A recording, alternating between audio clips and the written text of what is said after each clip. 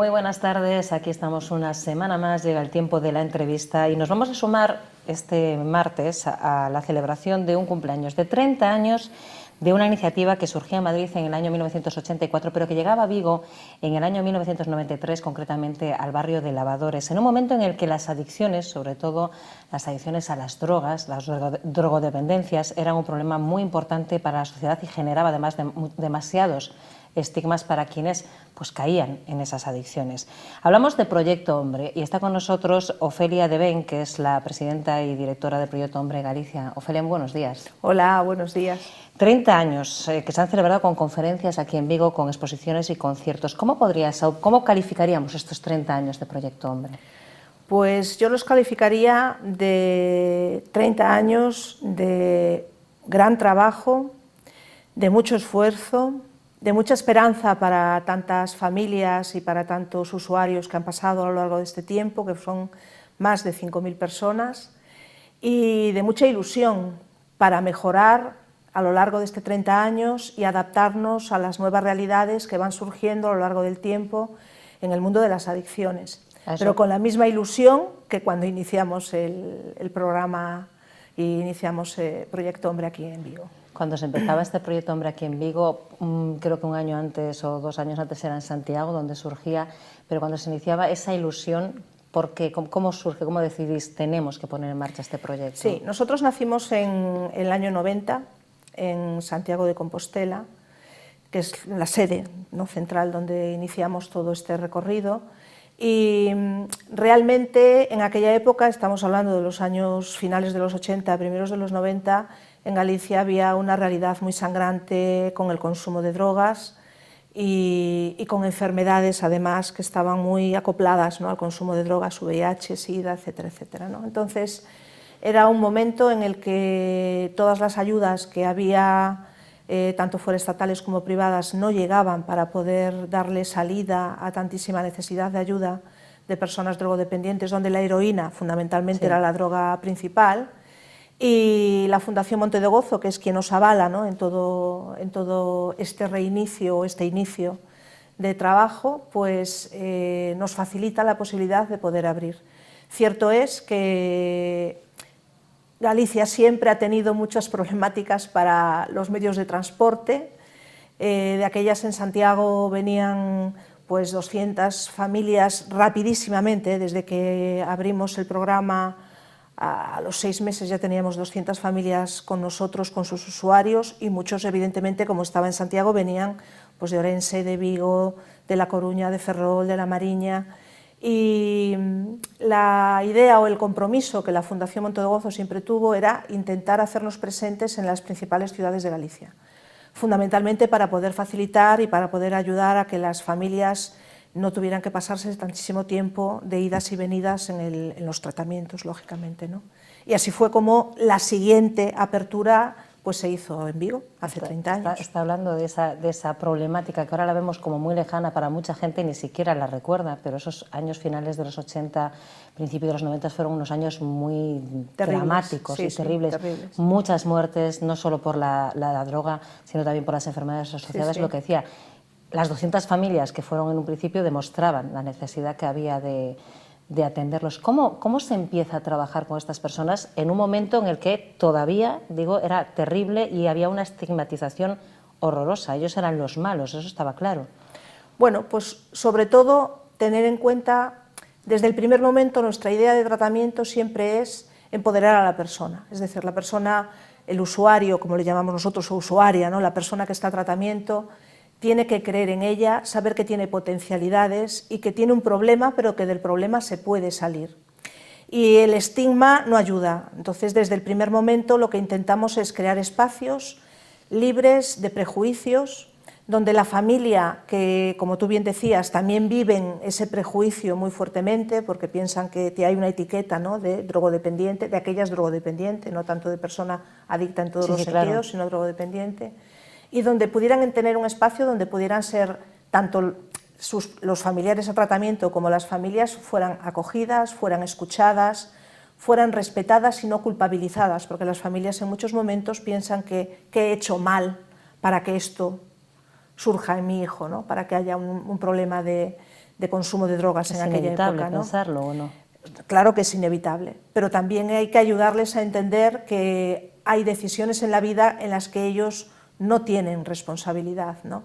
Y en lo que puedan tener responsabilidad, que a veces también es bueno pensarlo, porque eso te ayuda a cambiar y a madurar, pues en aquellas cosas que puedas mejorar en el presente, olvídate de lo que ha pasado. El pasado no se puede cambiar, el presente sí. Entonces, ayudar a recuperar, a reaprender, tanto a la familia como al propio protagonista del proceso, ¿no? Que es la persona que tiene problemas de adicción.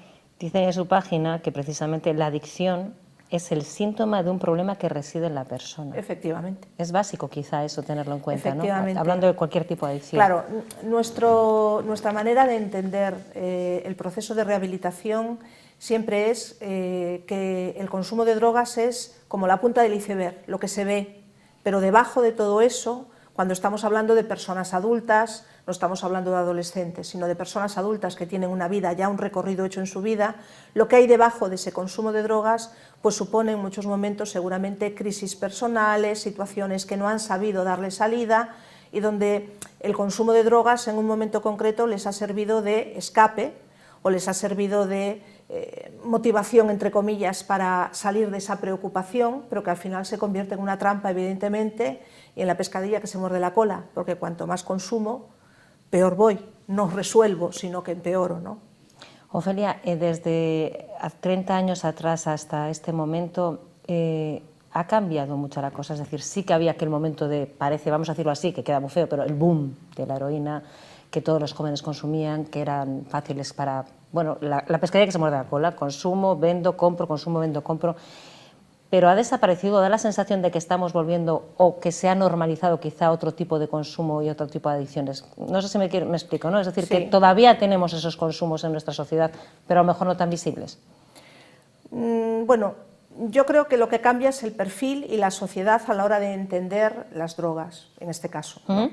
Y a la hora de entender también los comportamientos adictivos. Es decir, hoy somos mucho más tolerantes, las sustancias, las drogas que se consumen habitualmente son más para ayudar a estar mucho más efusivo en la vida, para olvidarte, pero para divertirte, no para letargarte, no para enlentecerte, sino para pasar buenos ratos y ratos agradables. Y se asocia a todo eso.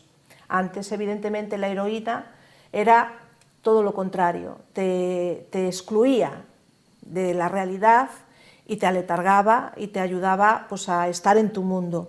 Las drogas hoy lo que quieren es que estés cada vez más estimulado, por decir de alguna manera. Entonces cambia la sustancia, pero el deterioro que produce un consumo de drogas en la persona sigue siendo el mismo. Es decir, al final, la utilices para divertirte o la utilices para excluirte, al final te excluye igual, porque te formas una vida contigo misma o contigo mismo en el cual lo único que piensas es en cómo hacer para poder estar en el mismo estado en el que me gusta estar. Son drogas, igualmente. Y son drogas, efectivamente, ¿no?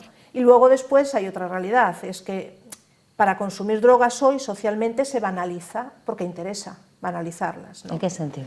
Pues en el sentido de que determinadas drogas, cannabis, determinadas pastillas, MDMA, lo que provocan es, como se asocia al ocio y al tiempo libre, son situaciones puntuales en las cuales parece que después, a lo largo de la semana, como no las preciso, no las quiero utilizar, pues no me van a afectar tanto como si fuese realmente una constante en mi vida, ¿no? El consumo. Y eso realmente no es cierto, porque todas las drogas producen dependencia y la dependencia más tarde o más temprano va a ser más constante. Esa es la realidad. Y es una forma de engañar al adolescente, que es el comienzo, digamos, ¿no? El momento de prueba de meterte en este mundo, ¿no? Ahora vamos a los adolescentes. Proyecto Hombre, como decíamos, en esos 30 años ha ido evolucionando. Imagino que los inicios, las herramientas que tenían para trabajar con las personas que se acercaban, en el caso de Vigo o en cualquiera de Galicia, pero no son las mismas que las que tenéis ahora, o sí, ¿cómo era? ¿Cómo fue eso? Me refiero a herramientas, recursos humanos, medios físicos. ¿Cómo ha evolucionado en ese sentido también Proyecto Hombre? Bueno, a ver, de cómo iniciamos a cómo estamos, evidentemente no es que hayamos evolucionado, es que también la realidad te empuja, y nosotros también queremos ser, desde siempre, una de nuestras premisas en el trabajo es intentar ser lo más pioneros a la hora de trabajar y de impulsar los cambios que tienes que hacer en los modelos de tratamiento, ¿no? Entonces, bueno, pues claro, iniciamos donde fundamentalmente el trabajo que se hacía al inicio iba muy acoplado a trabajar con la familia y con el usuario, pero siempre planteamos que la fase de inserción sociolaboral era una parte imprescindible a la hora de volver a insertar a esa persona dentro de su medio social. Desde que iniciamos el tratamiento ahora, esa fase de inserción sociolaboral la hemos implementado pues muchísimo más. Es decir, hoy facilitamos, desde hace años, pero cada vez más facilitamos dentro del propio tratamiento talleres, actividades que realmente ayuden a las personas que están a tratamiento a formarse cada vez más y que puedan insertarse de una manera laboral o en actividades de ocio y tiempo libre lo más rápido posible una vez que terminan el tratamiento y también de la manera más adecuada, es decir, que estén formados, que tengan capacidades y que redescubran muchas capacidades, porque realmente el entrar en un mundo de adicción lo que hace es aislarte mucho, centrarte mucho en ti mismo y en esa adicción y olvidarte de todo lo que tienes alrededor. Y una persona plena, que la idea es que se inserte de la manera más saludable posible dentro de su medio, tiene que tener capacidades para relacionarse con personas, con gente saludable, con amigos, con su familia de nuevo, recuperar todas las actividades y todas las relaciones positivas que tiene que tener. Y evidentemente la parte laboral es una parte esencial. Tienes que vivir, tienes que ser realmente responsable con tu vida y tienes que saber responder ante las realidades laborales con las que te encuentras. Muchos de ellos hoy tienen trabajo, pero hay otros tantos que no. O que han estado en trabajos que son situaciones de alto riesgo para recaídas y que entonces tienes que reconducir un poco esa situación. Claro, a eso iba. Es fácil lograr la reinserción laboral de estas personas porque el propósito es conseguirlo. Lo que pasa es que luego te topas con una sociedad pues mira, nosotros, que no sé si lo frena o no lo frena, o si los acepta o no los acepta. No, los acepta. O sea, nosotros hoy, yo puedo decirte que todas las personas que en estos momentos están a tratamiento, en la última fase del tratamiento, que es la fase de reinserción o inserción sociolaboral, pues el 90% se incorporan a actividades laborales en el primer o segundo mes de tratamiento, en la tercera fase del proceso de rehabilitación. Qué maravilla.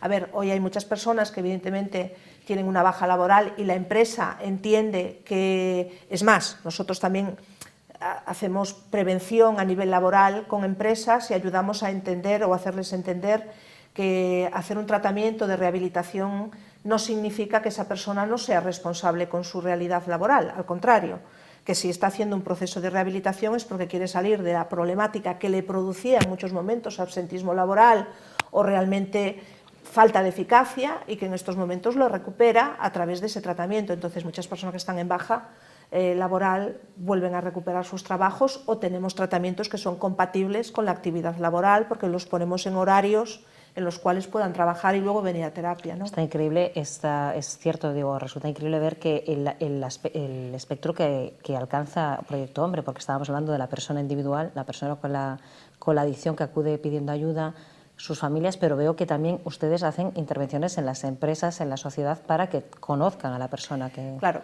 A nivel prevención, nosotros tenemos desde el año 2000, empezamos a trabajar en prevención. O sea, empezamos en el año 90, en el año 2000 iniciamos una parte muy importante, que hacer prevención significa intentar aliviar cuanto antes el inicio en actividades adictivas. Entonces empezamos primero con adolescentes en colegios, pero también hacer prevención en el ámbito laboral es muy importante porque tienes que sensibilizar a las empresas de que efectivamente se van a encontrar con trabajadores que tienen problemas de adicción, que pueden tener muchas bajas laborales, falta de eficacia, peligro incluso en algunos trabajos por las condiciones en las que puedan estar, y que la empresa puede dar una respuesta de atención a esas personas, o que también sepan pues, el área de recursos humanos donde pueden acudir si saben de alguna persona que tenga problemas dentro de su empresa y cómo poderlas ayudar. Es decir, lo que no queremos es excluir,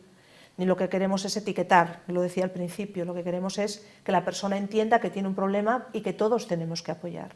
Nuestro tratamiento va muy dirigido siempre desde la línea biopsicosocial, todo el entorno, todo el tratamiento integral es básico para que una persona vuelva otra vez a rehacer su vida.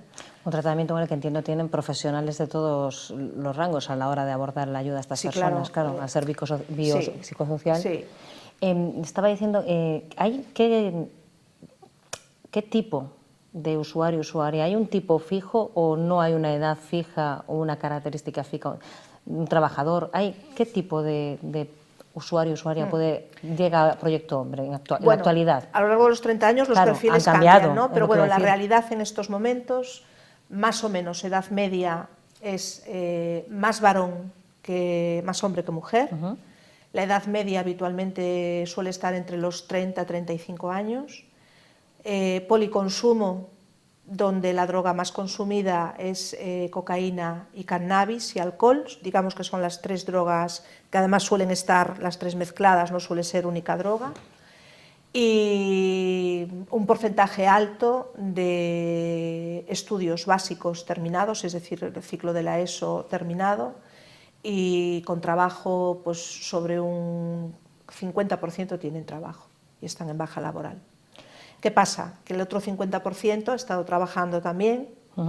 Hay mucho trabajo en hostelería que no es un buen trabajo para estas personas porque es una situación de alto riesgo para recaídas.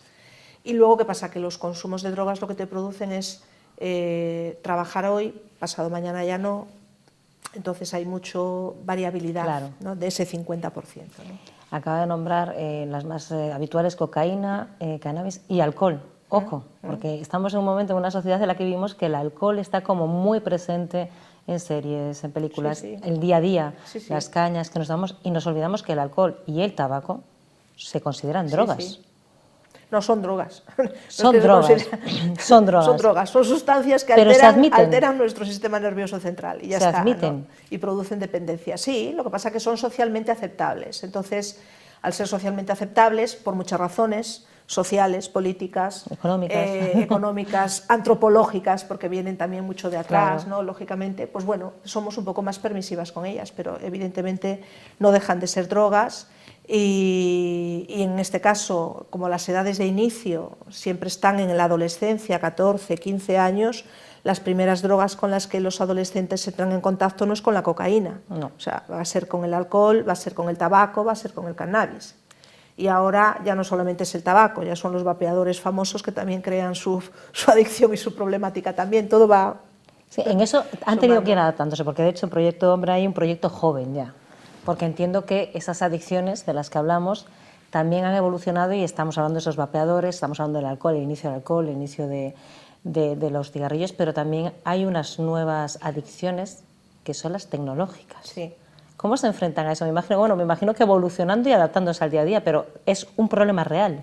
No, bueno, es un problema realísimo, que todavía a nuestros centros vienen con muy poquita todavía frecuencia, las familias y los chicos realmente mostrando que hay un problema con las nuevas tecnologías, pero sí realmente es un problemón grande, ¿no? Nosotros, el programa de jóvenes, lo que tenemos siempre claro es que el kit del tratamiento no es solamente en el usuario, sino hay que trabajar mucho con la familia. La familia tiene que recuperar el papel que tiene que tener, tiene que saber poner límites, porque el adolescente, evidentemente por la etapa en la que está pasando, pues es un momento transgresor. Claro. Y el consumo que pueda tener, tanto sea, o el comportamiento adictivo que pueda tener, tanto sea las nuevas tecnologías como sea alguna sustancia, puede ser el comienzo, pero no lo tenemos ya que etiquetar como que es una persona con un problema adictivo, no, está iniciando un comportamiento adictivo, que posiblemente se subsane si realmente la familia vuelve a recuperar las riendas de la responsabilidad que tiene como padre y madre que son, o uniparentales, ¿no? En el caso de que no sean, de que vivan independientes. Ahora, ¿qué es importante? Que la familia entienda que tiene que poner límites, no vale dejar todo, no vale que todo valga. No vale que los niños o que los adolescentes digan es que fulanito, es que mi amigo, es que mi tal, que es lo que suelen hacer. Hay que poner límites y eso es importante. Entonces las nuevas tecnologías están ahí, no se pueden retirar, porque también tienen una parte buena y positiva, pero hay que saberla regir, hay que tener control parental, hay que saber el tiempo que ocupa en mi vida las nuevas tecnologías. Hay que entender que no me puedo ir a la cama con el teléfono ni puedo tener la televisión en mi habitación, porque en las nuevas tecnologías podemos entender, pero la televisión también es una tecnología. Sí, tiene razón, que están enganchados allá todo el día a las y series. Hoy todos tenemos Smart TV, posiblemente, y el Smart TV pues, te ayuda a entrar, evidentemente, en Google o en lo que quieras. Entonces hay que controlar, es decir, hay que educar. Entonces prevención es lo que nos ayuda un poco a intentar formar antes de que surja el problema, para que si surge, a poder ser que surja cuanto más edad tengas, porque cuanto más edad tengas, entendemos que tienes más posibilidades de pensar y no de dejarte guiar por malas influencias o por las modas o por lo que sea, ¿no? Estamos casi terminando y quería recordar que se habían celebrado varios actos con ese 30 aniversario de la creación del proyecto, la instalación del Proyecto Hombre aquí en Vigo, entre ellos pues conferencias, una exposición que podemos seguir viendo, que es la de Arte y Solidaridad, hasta el 1 de julio, exactamente, y también un concierto que se celebraba este domingo, que vamos a dejar de atrás. ¿Qué tal? ¿Qué resultado está teniendo qué respuesta está teniendo esta celebración? Bueno, pues yo creo que ha sido una respuesta realmente fantástica. Las charlas, que además fueron impartidas por dos personas pues muy importantes, ¿no? En dos charlas técnicas, una era sobre la genética o la importancia de la genética en el comportamiento adictivo, ¿no? Y la otra era un poco pues hablar de la evolución que hemos tenido en estos 30 años a lo largo de los tratamientos y del tema de salud mental tan importante que en estos momentos influye y que además acopla con el comportamiento adictivo y cómo lo estamos trabajando, porque es una parte que estamos trabajando. Pues ha sido dos charlas importantísimas porque ha estado a lleno total. Y la exposición de arte, pues bueno, ¿qué decir? Quiero decir, es pues un gran elenco de artistas, pintores y escultores de aquí de la provincia de Pontevedra, porque los quisimos un poco circunscribir, ya que era el 30 aniversario en Vigo, a la provincia de Pontevedra, que vamos, quiero decir, generosamente o generosamente nos han aportado sus obras y su compromiso con nuestra entidad, que eso ya es fantástico.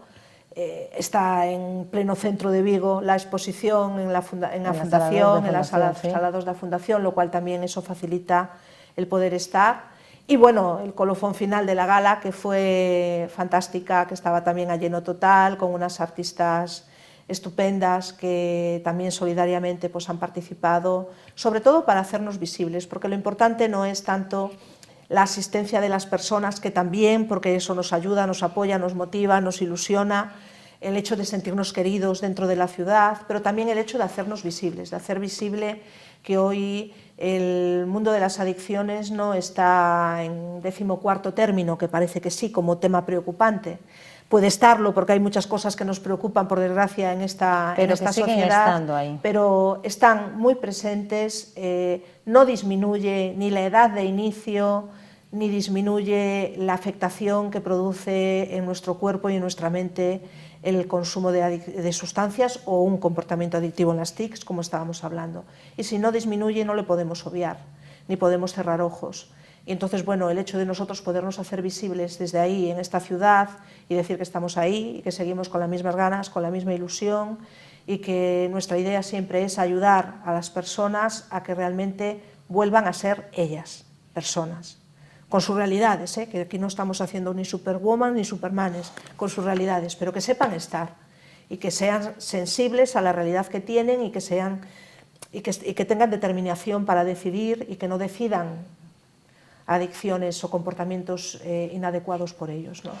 Y eso para nosotros es lo más bonito. Y visibilizarlo, y se visibiliza con sus 30 años de historia que tiene detrás. Yo tengo aquí un número que creo que es el que puede llamar la gente si necesita o simplemente informarse. Pues mira, me pasa esto con es el 900-260-250, 900-260-250, el teléfono Proyecto Hombre. Agradezco a Ofelia de Ben, que es la presidenta y directora de Proyecto Hombre Galicia, que haya estado aquí con nosotros esta semana para contarnos mucho más, o sea, todo lo que hay detrás de esos dos nombres, Proyecto Hombre, toda la historia y todo lo que siguen haciendo hoy en día. Muchísimas gracias por estar con nosotros. A ti. Y a todos vosotros y vosotras, ya sabéis, dentro de una semana nos volvemos a encontrar aquí en la entrevista con otra cuestión que esté y sea actualidad para desarrollarla aquí, en Televigo.